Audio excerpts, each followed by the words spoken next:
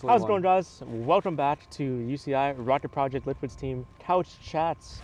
I'm Connor. I'm our media lead here. Not a lead, but I do lead these interviews. So Yeah. today I'd like to lead you into a conversation with Mr.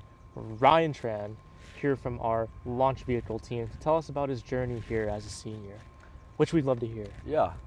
Hi guys. As Connor introduced me, I'm Ryan.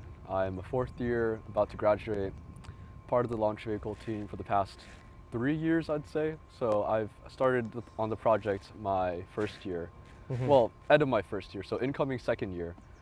I got on the team, and I've been here ever since. And I've seen the project evolve from what once was Peter into our new rocket Mocha. So, yeah, it's been a pretty fun ride so far. So, my friend, what inspired you to get into the vast field that is aerospace? Yeah. So what inspired me? I always thought rockets were cool, and flying things were cool, and I played a lot of Minecraft when I was younger too. So I just thought, hey, I like things that fly. I like to build things. Why not choose engineering?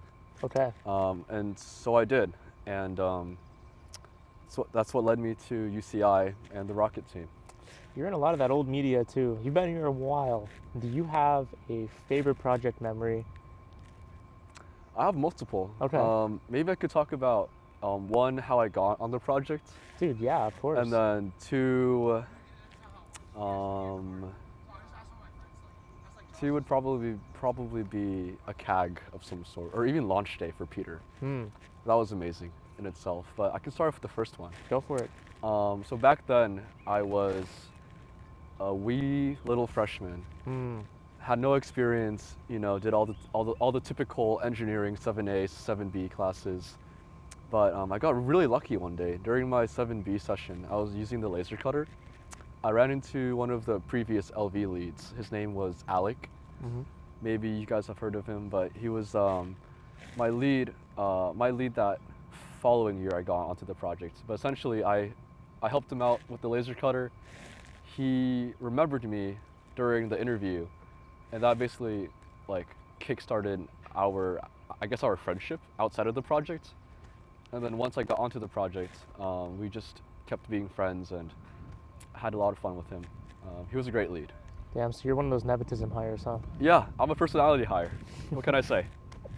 Oh, that's good to hear. And you were telling me a little bit about how launch was going for you. Yeah. You were there when our first liquid bipropellant rocket actually took off, so. Yeah, I was there for Peter. I was part of the recovery crew back then. As you guys may know, that didn't exactly work out as intended. We have like an entire analysis on why that didn't go so well. But leading up to that day, though, it was super stressful. Recovery. We just started doing research into recovery that quarter I got on. We were so focused on getting our engine working that we never really thought about, how can we get the rocket down after it's come up? Because everyone's focused on the way up, not really focused on the way down. So we really didn't have much time to do much testing on the recovery system, but we were able to make do with what we had. And hey, we were able to recover at least the avionics bay, giving us our flight data of the rocket reaching 9,000 feet. So honestly, really impressive, and overall a 10 out of 10 experience. That night before launch was super stressful, refolding the parachutes over and over and over again, making sure that the stroud lines weren't tangled, making sure that the parachute would deploy properly. There was this one time we were trying to deploy the parachute by sprinting on the ground. We did it 3 times. First 2 times, perfect, flawless deployment. Third time, got tangled. So then at that point, we were just like, okay, we are gonna try our best to fold it as closely as possible to the first 2 times. But and so we did, and that resulted in at least our avionics bay coming down. Yeah, that was huge. Yeah. Yeah, I mean, without the flight data, how are we supposed to be able to say we set any records, right? Yeah, exactly. Yeah, well, okay. I want to transition a little bit as far as like where you're going in the future. So, how do you think what you've done here at the project has helped translated you into your future career? And you're on your last day here, so that's coming Yeah, up quick, right? yeah, it's super bittersweet. I'd say not only did the technical skills translate, I mean, obviously, right? We're building rockets, we're doing things that are never seen in the classroom. Mm, We're basically taking concepts and turning them into reality on this project. But other than like all the fun CAD and analysis skills I've gained from this project, I'd say most important skill would be my soft skills and working in teams. yeah. Being able to collaborate with a group of like-minded individuals Mm-hmm. and also just people with similar interests, passions for rocketry and aerospace. It's been really refreshing. It's also proven to me that, hey, I can work well with people. I'm a team builder. As you may have heard, I indirectly recruited half of management Yeah. from my Huge. time here as a lead back last year. Oh, Yeah, we got Jaden, we got Angel, Linus, Louie, just a lot of people the on project would management. not be the same unless you pulled them in. Yeah, That's the and- direction we're going.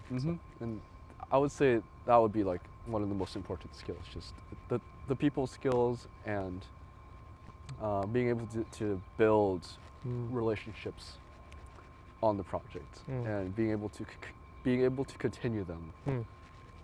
Yeah, I know that's the way that you make it far in engineering is how you're able to communicate, right? Yeah. So huge. Anything that you would go back and tell your past self on advice on how you got here? Oh, my past self.